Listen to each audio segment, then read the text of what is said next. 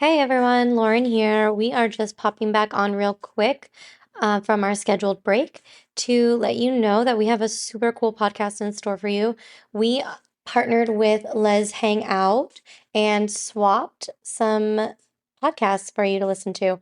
So you may have heard our podcast over on their feed a few weeks ago, and now it's our turn. So we are sharing their Serving Books episode with the Queer Liberation Library, which is about access to LGBTQ plus stories, fighting censorship and book bans, and the importance of LGBTQ plus representation in books in general. So we're super excited to share this with you guys. I have a really close connection to Lez Hang Out. It was the first queer podcast and lesbian podcast that I found after I came out. And it was just such a joy to listen to other queer people talking about things that I was interested in as well.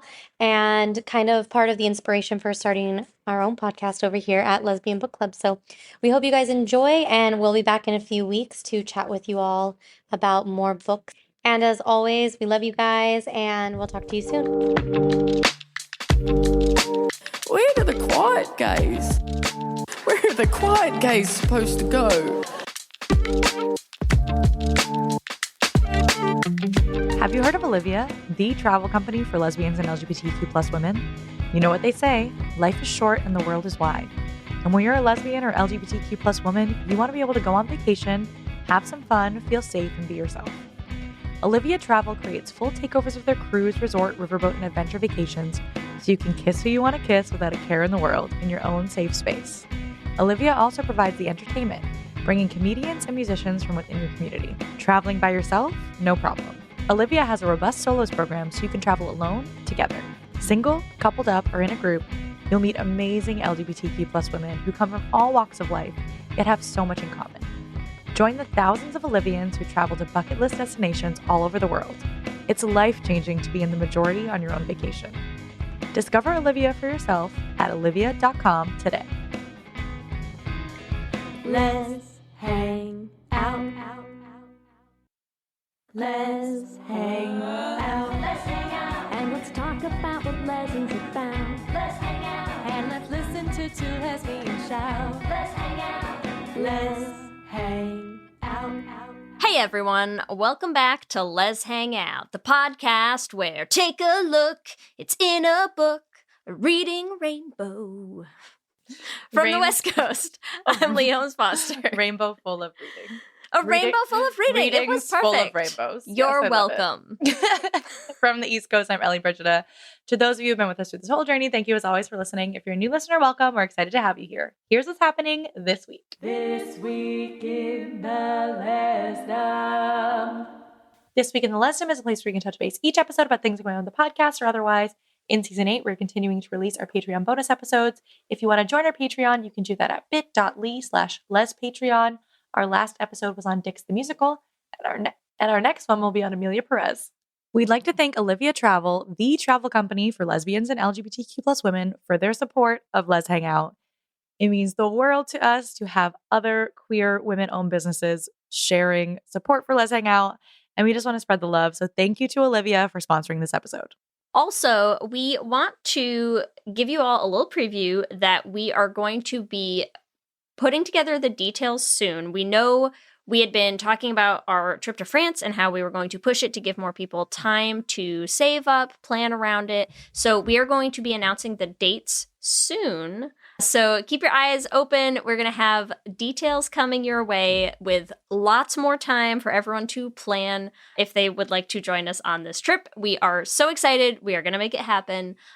Keep your eyes open, gays. In the Greater Lez universe, Devin from Severance just came out as queer and like a super, like, it's quite subtle. I've been watching Severance. That show was fucking wild. But she just threw it out there, and I feel like it was sort of perfect. She was like, oh yeah, remember that girl I used to have a crush on? And it was like, oh yeah, of course. I feel like this is the kind of queer characters that I would like to have more of. Where it's like, sure, everyone knows you're gay and it's cool.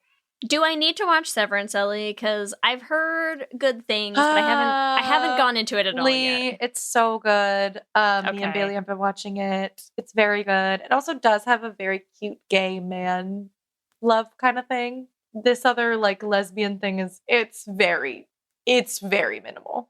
I would not say like watch it for the gay shit, but the show itself is good. In other gay show news of shows that I don't have time to watch yet, Yellow Jackets season 3 premiered, and I haven't had time to watch it, and it feels like a hate crime against me personally. I know, Leigh. So don't spoil me, everyone. I'm catching up. I'm gonna get to it. I just haven't yet, but it's already. I can't wait. I need my gay little cannibals back. I know. I feel like there's also like there's always gay shit, but I feel like there's a lot of good gay shit in season 3 coming up. That's what it sounds like. Mhm. Yes. I'm trying not to get watching it spoiled. yet. I haven't been watching it, so also try not to get spoiled. Also, Jessica Gunning just won a SAG award, lesbian icon for Baby Reindeer. We love a gay who wins an award.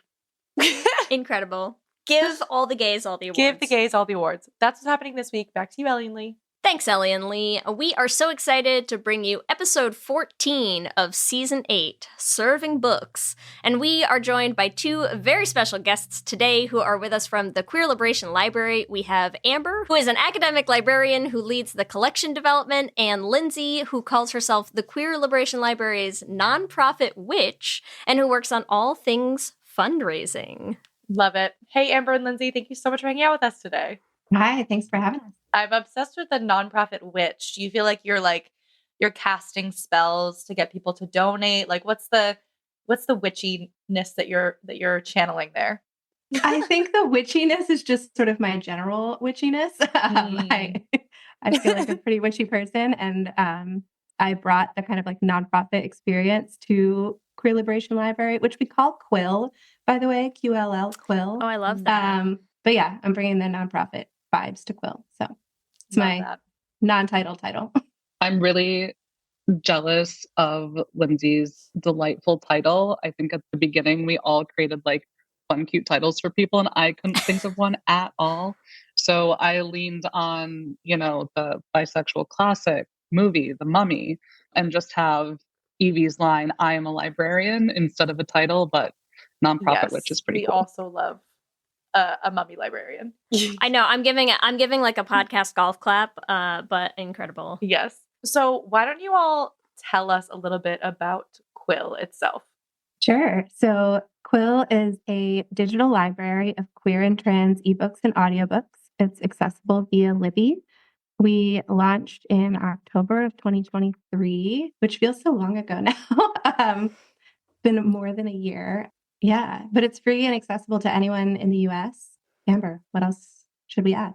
That it is one of the coolest things I think any of us have ever done. And it's been delightful to build and so explosive in ways that we hadn't expected. Like the growth we've experienced in just over a year is just mind-boggling to me. Every time I look at it, I'm go, oh, wow, that's something I helped build. And it's reaching this many people who really need it, who are the people who we wanted to reach in the first place, is just incredible. That's so amazing. Yeah. And I think we all know it like is unspoken and spoken that we need this so much right now, like excessively much right now. What was the catalyst for starting it in 2023? So it was really the brainchild of our friend Kieran. He's a librarian and worked at or volunteered at an in-person queer library in library school. Amber, you were there too, right? You could talk about that. I was, yeah. We did it together. That was Out on the Shelves Library in Vancouver, Canada. And we volunteered there our first year of grad school. And then our second year, we ran it together with a third friend of ours. And we had this experience where when we first found out about it and we went to show up and see, hey, what is this? What's happening? Can we volunteer? We walked into the space together because we stayed after the meeting. And both of us had this, holy cow, this is so cool moment when we walked in. And I was thinking I had never been in a room before that was every single book on the shelves was queer, every single one. Mm-hmm. Because I remember going through and reading like the entire shelves out of my public library as a kid. And I came across like a couple here and there, but having every single book in the room like reflect those experiences was incredible. But what Kieran said when he walked in the room was, I want to have one of these one day. It's like every young girl watching Beauty and the Beast, right? Being like, I want that library. I want the rolling Yes. ladder. It's that just with queer books. But gayer. Yeah. Yes. And then, of course, we graduated and a couple of years passed. Kieran got a lot of experience with like digital collections and digital library spaces. And then just had an epiphany one day, you know, amidst the whole climate of everything happening in the world, of not just here's this queer library stuff that like we all love and we want to do something with someday, but here's the like technical background and expertise that I have. And what if we combine that in a way to really meet people's needs in a way that nobody is doing exactly in this way, especially the like, it doesn't matter what your zip code is, it's accessible anywhere across the country type of way. So those are some pieces of how it came together at the start. And yeah, when you're talking about it doesn't matter what your zip code is, right? There are plenty of books in your library that certain people in certain zip codes would never have access to, like physically. Correct? Yeah. I mean, even if a library, no matter where they are, a public library, any community library, even if they're doing their absolute best, and so many are trying to get what they can to support their community, and they're doing really amazing work, but they're also probably on a thin budget and they might have a hostile library board. And so if we can supplement their already amazing work in some way to support that and provide like another like mode of access, then that's really exciting. I was going to ask, like, how does one go about starting a digital library? How does that work? So the way that I sort of, at my entry point into this, Kieran, we became friends and he texted me like, hey, I have this idea, Eric, another friend of ours, that I should talk to you about maybe starting a nonprofit. And I have worked my whole career in nonprofits and have always sort of been averse to people starting their own nonprofits. And so I was like, no, we're not going to do that. And then he told me the idea and I was like, that's actually really brilliant. Let me do some research. Like nobody else was doing this. So one of our first steps was to find a fiscal sponsor. So we're not an independent 501c3 yet. We're fiscally sponsored by an org called NOPI, the Nonprofit Incubator. And because we were like, we need money and we need to be able to raise money. And the easiest way to do that is to be able to offer, 501c3 tax deductible donations. So by becoming an incubated project, we are able to do that. That got us a platform through which to accept donations. And so our first kind of big project was a Pride fundraiser in June of 2023 to raise the money that we would need to start the initial collection. Minimum viable product, I think we were saying at the time. Not that I enjoy the word product, but the minimum necessary to have a library that could function. I also just love, I don't know, I'm like, of course, like the quill of it all. I think I'm just thinking about the queer community of it all, which I'm sure like is like where you're like, yes, so like Kieran's friends with me. I'm like, queer people always have skills. And I feel like, so he's like, okay, so what skills can I use in my queer community? It's like, me, you know what I mean? And it's just like collecting all the queers to be like, let me make my little, like, that is totally library collect. Yeah, right. Gay librarian army. Gay library army. So I love that. I love the like web of connections. Absolutely the story in this case. Yeah. And we did kind of, we've got somebody who's a graphic designer and someone who's like really good with social media and multiple librarians. And we have at times referred to ourselves as 7 friends in a trench coat because people, I think, will perceive us. People will like write to us like, are you hiring? And we're like, we're all volunteers. Like that's so beyond. We're just 7 friends in a trench coat. Like we're figuring this out and building this thing as we go along. I'm just picturing, like, I just saw a TikTok, I think, where someone was, like, doing this whole thing where it was, like, 2 friends clearly, like, one on the other's shoulders in a trench coat, like, going to a movie theater and being like, 1 ticket to this movie, please, right? I'm picturing that, except it's, like, 7 of you in, like, a library. Like, when you used to make your Halloween costumes as a kid, and it would just be, like, a cardboard box with straps? It's that with just, like, the word library taped on the side. That's how we trick the, mainstream Yes. already established libraries into believing that we're one of them, really. There you go. Yes. I love that. Well, and two, I mean, I guess like censorship is maybe the word that comes to mind. It's like you don't have censorship.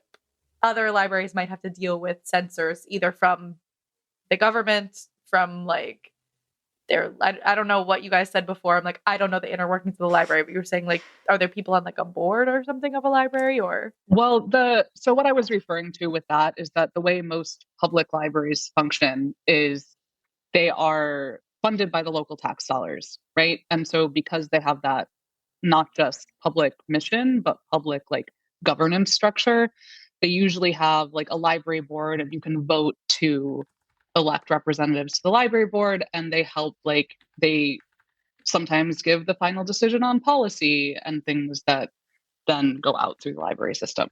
And that's partially to ensure that the public has some input in what's happening with these services that they are publicly funding. A good model in theory, right? But we've seen some really concentrated efforts in the last few years for bad actors to try and basically co-opt these structures, which isn't helpful to anyone in that way. Mm-hmm. We aren't funded by public tax dollars because we aren't located in one specific place, right? So we don't have that particular kind of oversight.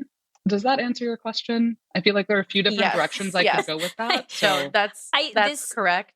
This is where Ellie and I are going to be the best hosts for this conversation, because I think you're getting the sense through this that like Ellie and my knowledge of how one forms a library is basically like a person stumbles across a pile of books on the street and walks into a building and forms a library, right? So we're going to learn on behalf of everybody else, we're all going to learn how libraries work, and then how you go about making your own, and then how you fill it with only gay books, and then how we all get those gay books. One thing I can tell you about libraries in the library world is that there are an insane amount of acronyms. If you need to know one thing, it's the acronym game. What are the top acronyms? The first ones that come to mind are the like professional organization ones. So like ALA and ACRL and LCSH. So those are the American Library Association, the Association of College and Research Libraries, and then LCSH is the it's the Library of Congress classification system subject heading things, which will mean a lot to some people and nothing to everybody else. I am not a librarian, and I feel like I'm constantly with all the librarians on our team. I'm just like, what? What did you say? What does that mean? Lindsay's just like saging the corner and raising money. I'm just like, here, I got you money. Turn it into books. However you there you do go. that. Yeah, I love that. Sorcery, I think, is the answer usually, right? Yeah. Witchcraft is the way that you create a book. There's just a shit ton of like spell books in the QLL, and Lindsay's like, how did those get there? There are. I have. Amber's like, yes, there are. I have just purchased on some books that are like queering your tarot. So we do have. I was 100% waiting for you to be like, we have the Grimoire. It's available now. 12 copies waiting in Libby for you. Alas, they have to be available digitally or as audiobook form. So like not every book that exists in the world is one that we can add to our collection. Why will no one scan the Grimoire is the question people need to be asking. Okay. Question. You're so. I haven't researched it, so I can't verify if someone's tried or not. Circle back and let us know. Dig through Project Gutenberg. Yeah. Like, have you done something weird lately? Yes. I was going to ask though, how do you decide? Like, how do you find the books that you put into the Queer Liberation Library? Yeah, that's a great question. So I'll jump off here because I do a lot of the collections things. So before we bought any books and before we launched the library initially, we wrote a collection development policy, and that's publicly available on our website. You can go digging around and read through it. So we wanted to be really intentional with what our approach was going in, so we could just from day one try to be comprehensive and build a collection intentionally in a way that also like supported our readers and community's needs, and also like, I don't know, wasn't too narrow in certain ways. So that's kind of the guidebook that we still turn back to a lot of the times.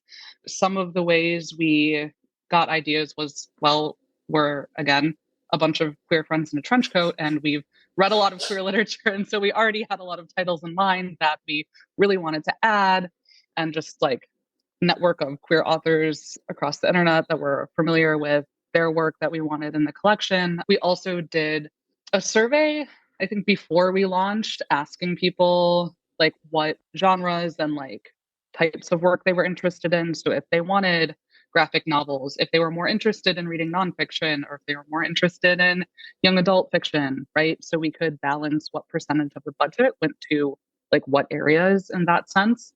We also have a like acquisitions request form set up on the website, so people can send us titles if they're interested in those getting added, and we can keep an eye on those. Although I will say there are some difficulties with that sometimes, because people will submit many times titles that we simply can't get because they don't exist in the platform Overdrive that we purchase from and that we host the collection through.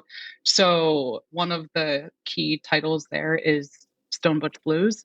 We can't get it. We can't add it. It's not that we don't know it exists. It's not that we don't want it. It's that it's not available for purchase because it's available for free from Leslie Feinberg's website, right? So it's available for free. It's already out there.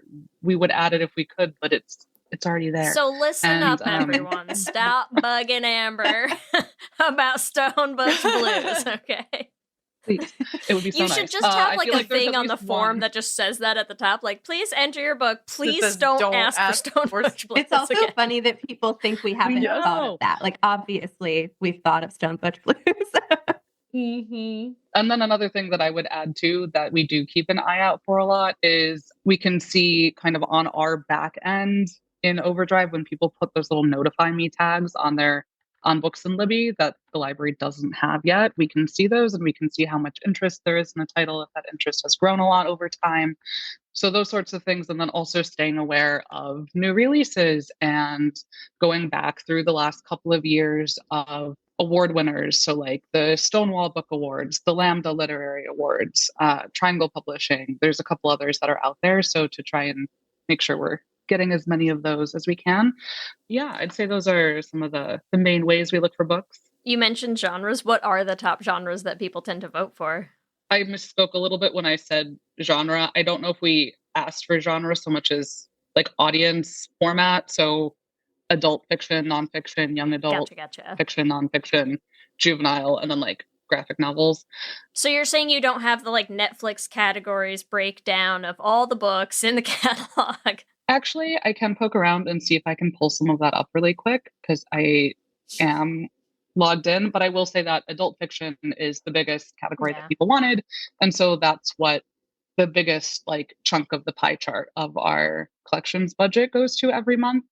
And then let's see, currently some of the most popular lists that we have up right now. So we curate the collection as much as we can on our Libby to bring people's attention to different areas of the collection if they're not sure to search for it or not.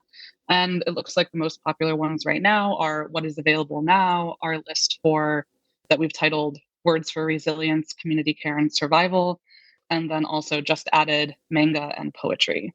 And then you have a category underneath that just says, because you liked Stone Butch Blues, try these. Okay, well, we do also have a list that's specifically for, we have like a trans list and we have like a lesbian list, so people can dig through those too, I think. Good starting And point. I love our list. Like my secret, not really, now I'm telling you, but I don't read. Yeah, I don't read it's not a secret ebooks anymore. or audiobooks. I just like prefer a physical book, but I am still a Quill member, obviously, and I will go through and look at our list to like pick out physical books to then go get from my local library or buy. So like the curation is worth it just for that, because I find so many books that I didn't know about just scrolling through and seeing like what lists we have up there. I will also say, if I can shout out to one of them in particular that we have up right now, there's an in translation one that I've been building.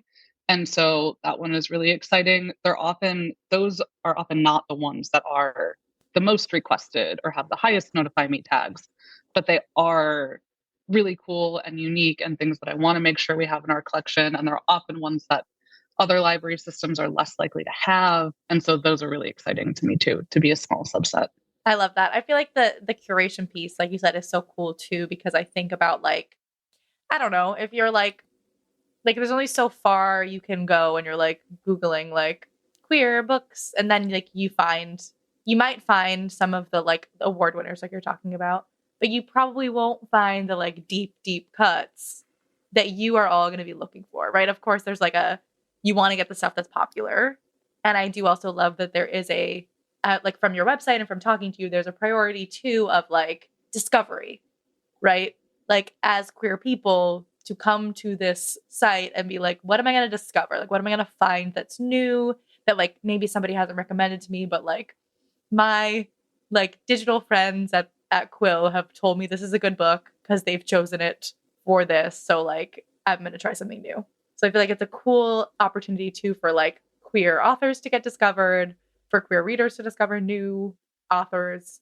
And it's like all in one place. So like there's so many ways you can use Quill, and that's just a shout out to you. Absolutely. Cool. We do also have another list that's specifically like small indie press and self-published to try to surface some of those. And part of that is some of them are more affordable than the newest popular release that everyone wants to read, but you can probably get elsewhere. Yeah. But also, again, in our collection development policy, we also say that we want to like purchase from living authors where we can too, because they do get royalties off of library purchases of ebooks and audiobooks. So we want to kind of close the loop of that circle wherever we can and continue like the chain of support. Yeah, because it is something that is probably worth mentioning as well. Is I think it's very common for people who use libraries, as a person who uses a library, to sort of think about libraries like a zero-sum game is not probably the right term that I want to use. So I'll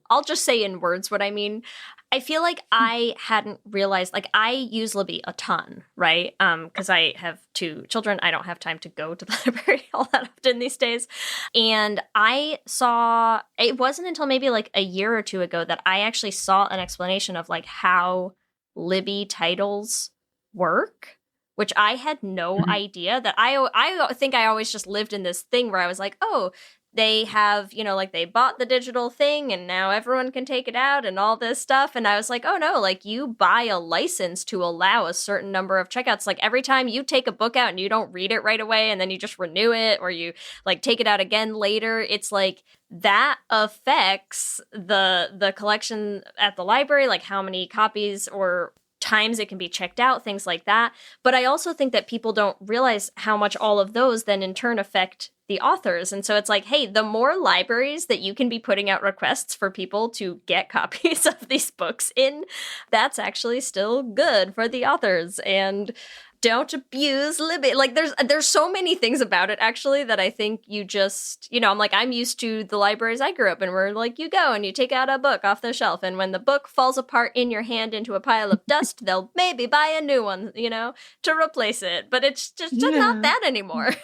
No, and normally we don't just talk about the licensing part with everybody because you can get so into the weeds. Yeah. There's so much going on, but the publishers set those licenses and libraries are stuck with the pricing in a lot of ways, like the digital rights management and everything. So it can be a bit of a pain, but on the internal side, we do try to make sure that there are different kinds of licenses. So we're trying to be really smart with the money that Lindsay is helping us bring in to make sure that there are some books digitally that you can buy and then have forever, but usually only one person can check them out at the time.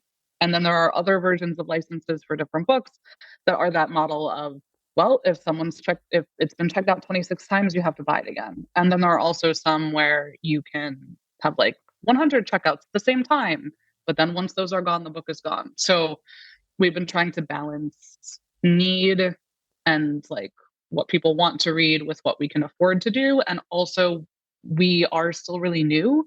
And so we're trying to think sustainably, like, okay, we're still building a collection, right? We only have, like, I think it's 2,715 unique titles in the collection. And so Lindsay pulled some delightful stats for us before this conversation. So thank you for Hit that. us with the numbers, Lindsay. Come on. And so we've gotten more copies of some of those, and we're trying to buy more copies every single month to like keep the hold times down. And we're doing our best. And I know we're not always succeeding in that.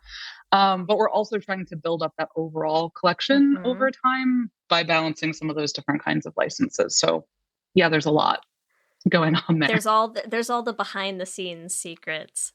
On those secrets, let's take a quick break. We'll come back and we'll hear some more. Have you heard of Olivia, the travel company for lesbians and LGBTQ plus women? You know what they say, life is short and the world is wide. And when you're a lesbian or LGBTQ plus woman, you want to be able to go on vacation, have some fun, feel safe, and be yourself. Olivia Travel creates full takeovers of their cruise, resort, riverboat, and adventure vacations so you can kiss who you want to kiss without a care in the world in your own safe space. Olivia also provides the entertainment, bringing comedians and musicians from within your community. Traveling by yourself? No problem. Olivia has a robust solos program so you can travel alone, together. Single, coupled up, or in a group, you'll meet amazing LGBTQ plus women who come from all walks of life, yet have so much in common. Join the thousands of Olivians who travel to bucket list destinations all over the world. It's life-changing to be in the majority on your own vacation. Discover Olivia for yourself at olivia.com today. Let's hang out. I want to talk a little bit about, because one thing that sort of stuck with me, and I don't remember which one of you two was talking about it. I think it might have been you, Amber, about saying that at the library in Vancouver, that experience of walking into a space and saying, hey, every book here is gay. Every book here is queer in one way or another. And I'm curious, I wanted to ask both of you, like, what was your experience with queer literature? Like, if you think back to, like, what was the first queer book you remember reading? I don't remember. Good question. Stone bushes. Yeah, there we go. We've hit our 3B. Nailed it. I came out rather late in life, and so I didn't grow up seeking out queer literature. I wasn't really familiar. I didn't know myself as queer until like late 20s, really. And so I'm thinking back to like, what did I seek out then? I read a lot of like blogs and stuff online, just trying to see this experience reflected of I had been married to a man. And so like any writing I could find about like someone who like came out post marriage, I was like, is this possible?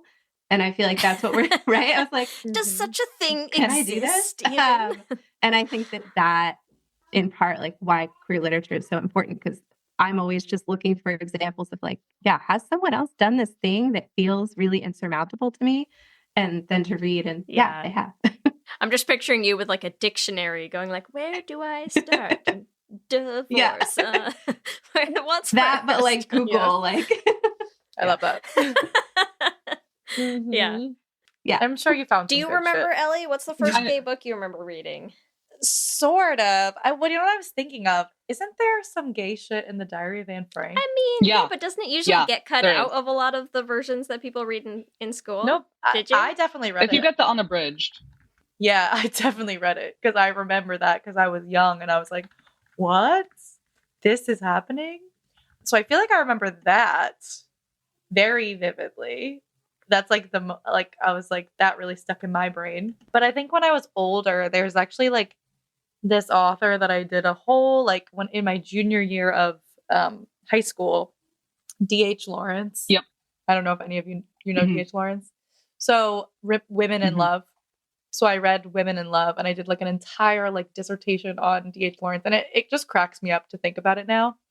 Because like that whole thing is so homoerotic, right? It's like these two couples that are like heterosexual couples, but like the two men are clearly in love with each other and like the two women are also in love with each other. And it's like this like very like homoerotic exploration of like what intimate friendship between two people of the same sex is. And I didn't come out for another like 5 years. But I was really, my paper was like intimate friendship between women are like the most beautiful. Well, you know what I mean? Like I was like going to town on that paper. I'm getting flashbacks to an essay I wrote on one of Noel Coward's plays in college. Because it's the same thing. Yeah. So I vividly remember that. There's like a very intense scene with these two men where they like are basically like naked in front of like the fireplace or something. Just regular friendship it's so stuff, wild. Yeah. And I like there were some lines that were like, I will never love my wife as much as I love you. Like it's not possible. Stuff. And I was like, I get it. I totally get it. So like I don't know how, like I feel like moving forward in my life, there's definitely like more other like newer queer authors that would be more like explicitly about queerness. I mean, that was pretty explicitly queer, but they I feel sound like it's good such, friends like, just older enjoying a warm fire together. I don't know, Ellie. I'm not convinced. I know, right? But I feel like there's like a tendency in older literature for people to just like explain the gay away. Yeah. I don't know. And you're like, huh. I don't know if I can say this on the podcast. You might can have say to edit it out, anything on the but- podcast. Okay, yeah. Well, if you don't want us to share it, that's also fine. What that example of them on the floor in front of the fireplace made me think of was that one, I don't know if you've seen it going around the internet, but the line, his wife has filled his house with chins to keep it real, I fuck him on the floor.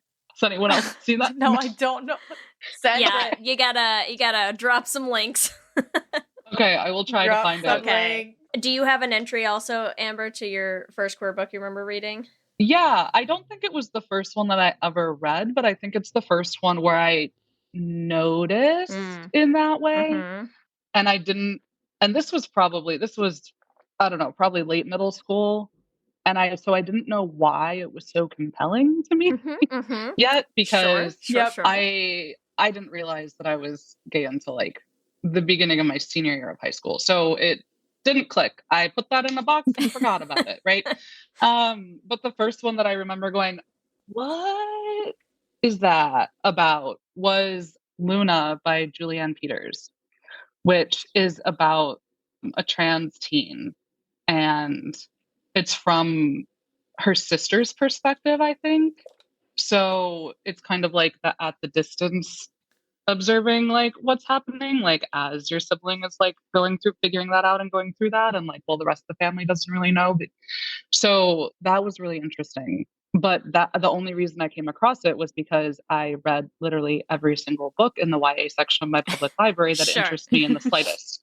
And then I had finished with that by the time I was like 14, and then I moved on to the rest of the entire library and kept going. So I probably came across several others that I didn't like get what was happening or why I was interested in them in that way, because I kept that box locked pretty shut for a while. But wow, I feel like I'm somehow shocked that I'm the only one who would say what I was expecting to be like a very stereotypical answer. Maybe it's just of my demographic too, of like, because I feel like when I came out, which was also sort of, you know, like end of high school, I don't know if you had asked me, because this was also, you know, pre really having a ton of like the internet access that we have to stuff now.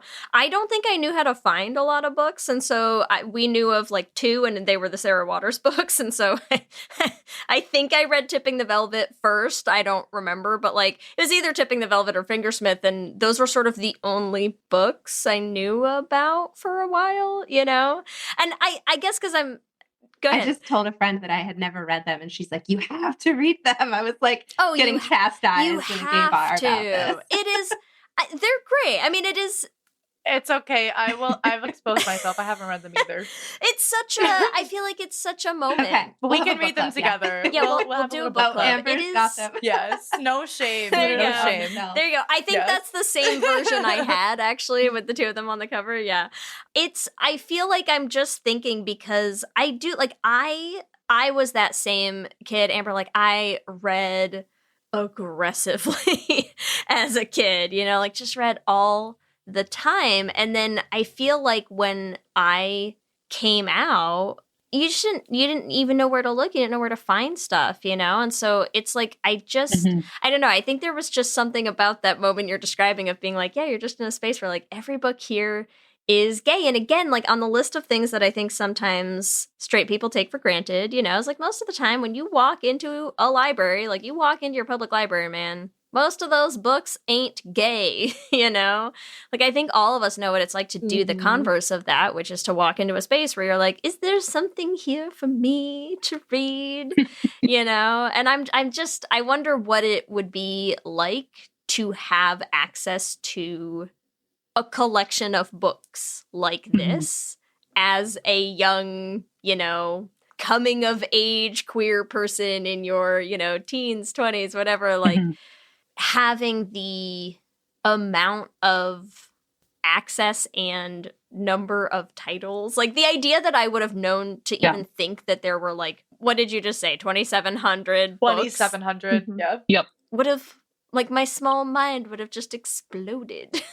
Yeah. No, I think it is. We've gotten feedback and surveys and people sending us messages that it is really meaningful to them and life-changing, which makes perfect sense because once I did finally figure it out, I was voracious for anything I could find. And I actually knew what I was looking for at that point, right? But I would also like to give a shout out to the other like physical queer libraries that are out there, because out on the shelves in Vancouver is not the only like totally queer community library that's out there in the world. We've also got Quatrefoil in Minneapolis. We've got the Gerber Hart Library and Archives in Chicago. Laced with 2 L's, the Lavender Library Archives and Cultural Exchange in California. There's the Stonewall Museum Archives and Library, and I might have gotten that order mixed up, but they're in Florida. I don't know how or why that happened, but they exist and they're in Florida.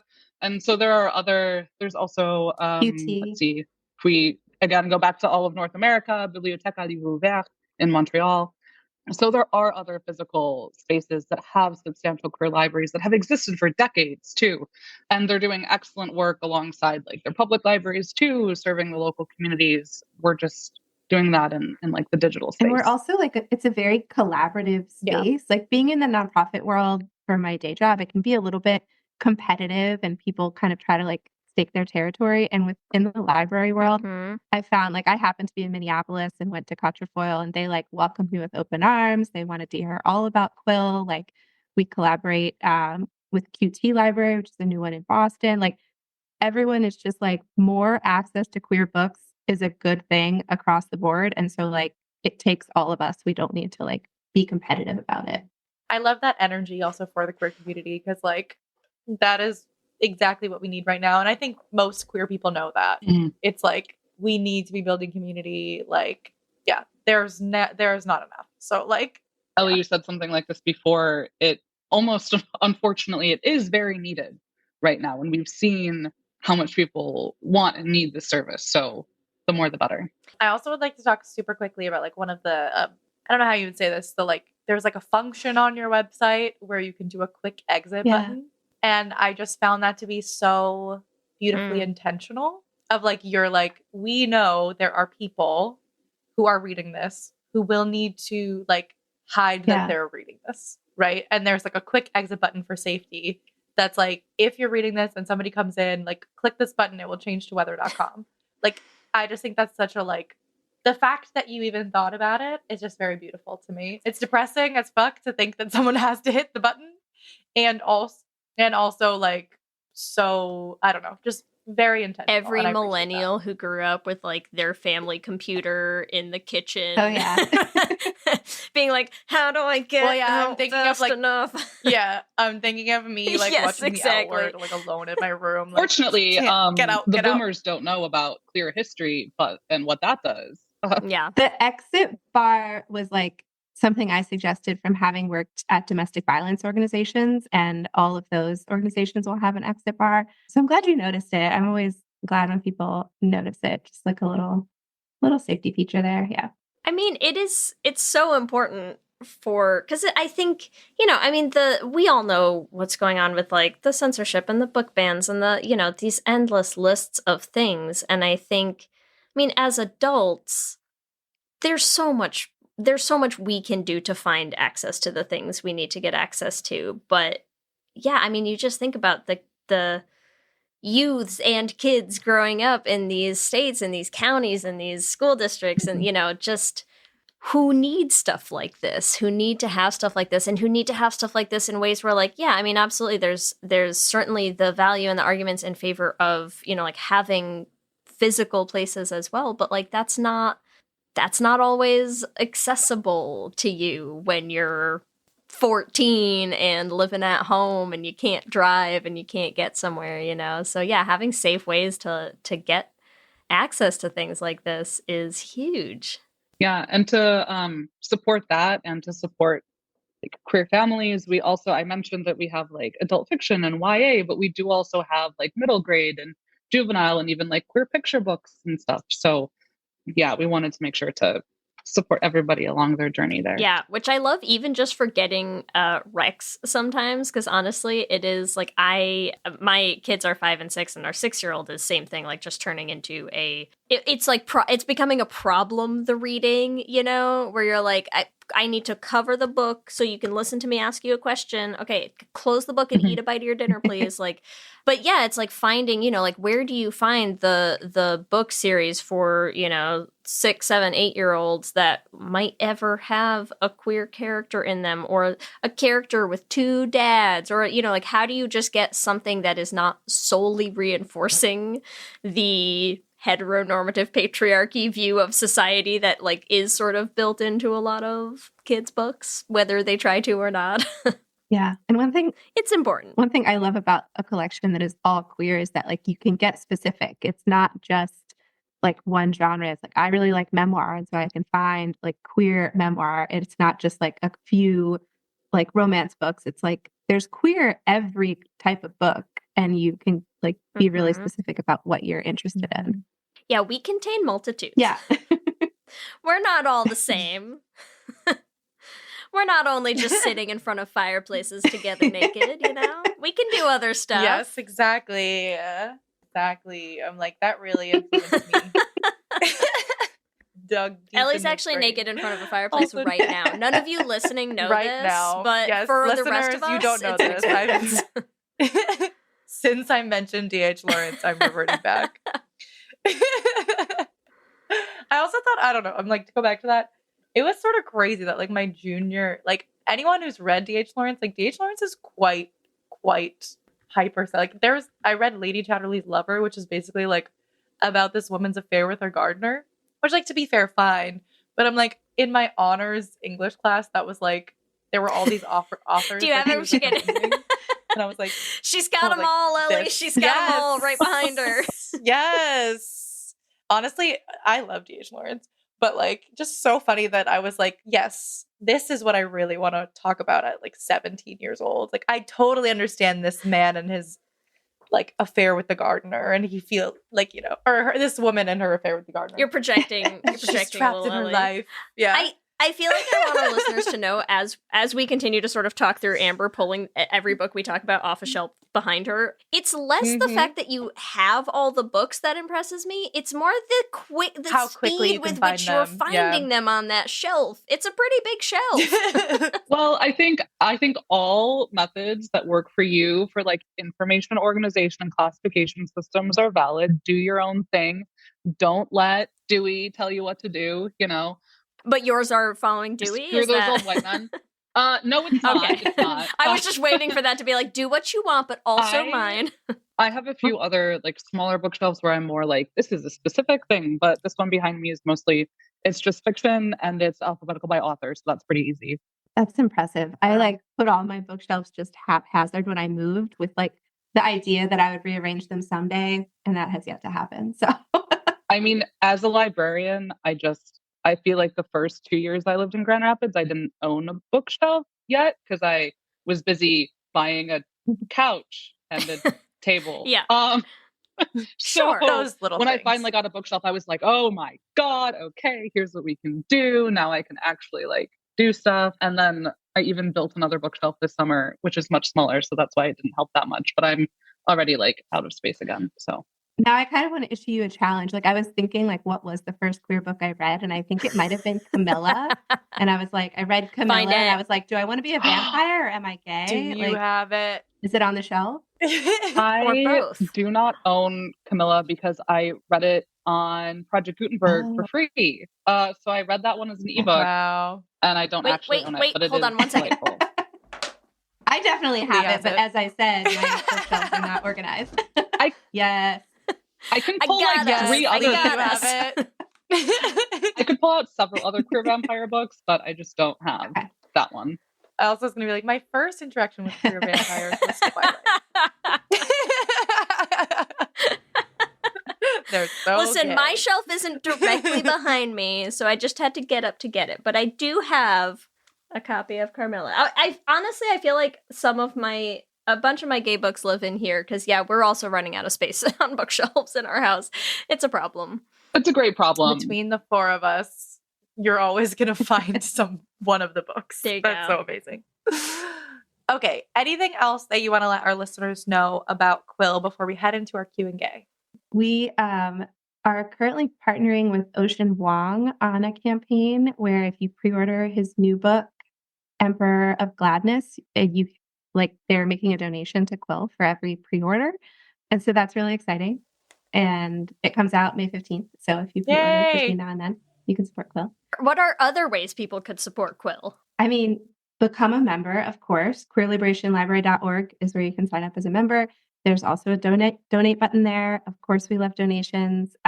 We especially love monthly donations. If you're able to throw us a few bucks every month, that really sustains us. And tell your friends about us. I think we've all had an experience of starting to tell someone about Quill and they're like, oh, I heard about that. My friend told me about it. And it's so cool every time when you think you're telling someone this for the first time and they already know. We call it Quill in the Wild. And I was walking around and handing out little flyers, which we also have printable from our website, quarter sheet flyers. So if people can't afford to donate or aren't able to for whatever reason, they can print out those flyers and take them to their local indie bookstore and put them around town on a telephone pole, whatever. But I was handing those out at Pride, and multiple people where I handed it to them, they were like, oh, I already know this. Or one or two people said, I'm already a member. Oh, that's awesome. And that just you could have knocked me down with a feather. It was very, very cool. So yeah, that's definitely another thing. And the reoccurring, it doesn't just have to be monthly. You can also do quarterly or yearly donations too. So any of those reoccurring ones are really helpful. Again, for the sustainability. And if you'd like to request Stone Butch Blues, you can go to... No, but honestly, Leslie Feinberg's website. If you're tired of constantly going on Libby on your local library and requesting the latest queer romance book that they haven't gotten in stock yet, maybe request it from Quill instead. I don't know who that might be. I'm just saying if that anyone fits the bill, that sounds like you, just maybe try a new place to request a book from. That's all. All right, here we go. We're going to head into our Q&A. Gay. Question number 1. It's a broad one. What is your favorite banned book? I really loved Genderqueer by Maya Kobabe. I think it was beautiful. I read it on a plane and I was like, I really hope people are looking over my shoulder at this right now. Yes. I think that's a better answer than mine because my brain went back to day job and was Diderot's Encyclopédie from centuries ago in France, which was banned by the Catholic Church and isn't gay at all. Wow. Still a valid answer. That was open-ended, Still. Okay, question 2. How do you like to read out of A, a physical book, B, Kindle, C, straight up on your phone, or D, audiobooks? I like a physical book, as previously mentioned, and I prefer a paperback because I'm often reading on the subway and it's hard to hold a hardcover book while you're in transit. So true. Mm-hmm. I also prefer print, and then I feel bad about it while doing all these digital library things, but you got to do what you got to do. But I do love having digital backup options if I'm in a tight spot. Good answer. Good diplomatic answer. It's okay. Reading is reading. Yes. Audiobooks are reading. Everything's reading. Yes, Audiobooks exactly. Well, and made our list. and That's Lindsay, all I'm saying, okay? Well, and like Lindsay was saying earlier, like you can still be using Quill and like finding your recommendations. Like it's very like you can still be making the monthly donation and like understand that it's helpful Yeah. to certain people Also, while finding sometimes your you can physically. test them out first, because some of us are married to people who have given us a limit of like, you cannot bring more books into the house. And you're like, well, sometimes I will still do that, but you can pick and choose a little better if you read them first on a Kindle, you know? That's all. I don't know who I'm describing Good here. methods, I'm just Leigh. saying. I know you haven't been describing anyone in particular. Not this a entire single episode. time. Mhm. Definitely not me, All who right. last weekend went on a let's both buy new books date. So Oh, very cute. We've run out of bookshelves until we build more. We have a limit. All right. Question number 3. How old were you when you got your first library card? A, 6, B, 16, C, 36, or D, I'm just getting it now? How? younger than 6. I think I was like 4 or 5. Nice. You have to at least be able Start to 'em early. write your name yourself. That's I what know. our I kids do did. feel like I was so- super early too. I feel like my first library card, my name is like written so shitty. I think they both got them at like 4 or 5. Like as soon as they Yeah. could both sort of like scribble That's their so names funny. out, we were like, "Here we go," and they were so Yeah. happy. I was closest to 6, and my town didn't have a library. It had a bookmobile that came from like the county because it was a small town. And so I remember my grandma like taking I love me and that. my cousins and sister to the bookmobile. Aw. So that was my sort of library card. That's so cute. Where was this bookmobile? What town? This was in South Jersey, Salem County, Nice. South Jersey. There's this very rural part of Jersey that nobody knows about. In my head, I'm picturing like an ice cream truck with the big window, and they just hand books out. Is that No, like you close? went Because inside. if not, don't tell me. I want to keep this picture. No, in my that's head. exactly how it was. Yeah, and you were like, Excellent. this is the book I want, and I want a cone with sprinkles. Yeah. Yeah, and he's wearing like the little hat with the little red Yep. and white. Great. It plays the Reading Rainbow Book, sound. chocolate on the side. Okay, question 4. Where's your favorite place to read a book? A, the beach. B, in bed. C, on a plane. Or D, in a comfy chair. I think in a comfy chair. Oh, A. sorry. I have my rocking chair behind me. That's like my primary There you reading go. spot. Amber, you vote on a beach. Yeah, well, I'm pretty near Lake Michigan, so it's delightful, Mm. you know? And I used to do that. I don't know. I feel like I've lived near beaches sometimes. And so taking the book to the beach and just like camping out. There you go. Yeah. It's dangerous because I burn easy, but it's nice. You're like on a beach under an umbrella or 3, Yes. I actually have a chair that has a built-in I don't know how you call it. It's like a what like it literally has like a built-in roof. Shade, Yeah. Like if you pull Oh. up from the Oh, yeah. from the back, it has a cover. like a stroller Yeah, for a baby, basically. but like a Basically. chair. Yeah. And whenever I go to the beach, that's my chair. I'm like, I'm not risking it. Like I'm fully Ellie's got that fair skin. I am fully covered. There is shade above me. I'm warm. That's Mhm. it. That's all I need. Ideal. Yeah. So I understand you. I'm with you, Lindsay. My room when I was growing up was like I had a little cut out space, like cut out weird little nook in my room, and we found like a chair that like fit perfectly in that space. And I used to I'd set myself up in my little chair with like a pile of books, and I used to have like a bag of just like Hershey Kisses open next to me, and like that's it, just like pop a chocolate, read books. Those books were so Hours. dirty, Holly. Hours at Just a have time. like chocolate fingers all over the pages of the books. Ellie, if you don't know me well enough to know that I don't mess around with getting my books dirty or bent, and it stresses me out having young children because I'm constantly being like, "You're bending your book," and Kelsey's like, "They're 5, like chill out," and I'm like, "They're bending the pages, I can't handle it." So no, my books were Immaculate. perfectly Yeah. crisp and clean. Who are you talking about? Good for you. I got curry on a book yesterday, and I'm like fully an adult. So Yeah. I was going to say a few creases are nothing. I have seen the craziest crayon scribbles come back on books Oh sometimes. yeah, So I'm sure. My kids don't color in books. They might sometimes bend them, and I'm working with Eloise on what does or does not constitute a bookmark, but, it's... So they color on the walls. Sure. I'd prefer that, honestly. Just like as long as it's not my books. Just not the books. That's so funny. All right, our final question. Here we go. What is your top genre currently? A, nonfiction. B, romance. C, horror. Or D, sci-fi fantasy. Nonfiction, probably. I also want to make my own choice and say poetry. I've been reading a lot of poetry lately. You can write in. Yeah, you can write in you're whatever the you'd you're the like. guests. Yes. Everyone else gets stuck with the available buttons to click on Instagram, but you can choose whatever you want. I am on an Octavia Butler dive. I'm reading the Patternos series for the first time, so I'm going to go sci-fi fantasy for that. Well, Amber and Lindsay, thank you so much for hanging out with us today. This was so lovely. Thanks for having us. This is great. Yeah, thank you. Amazing.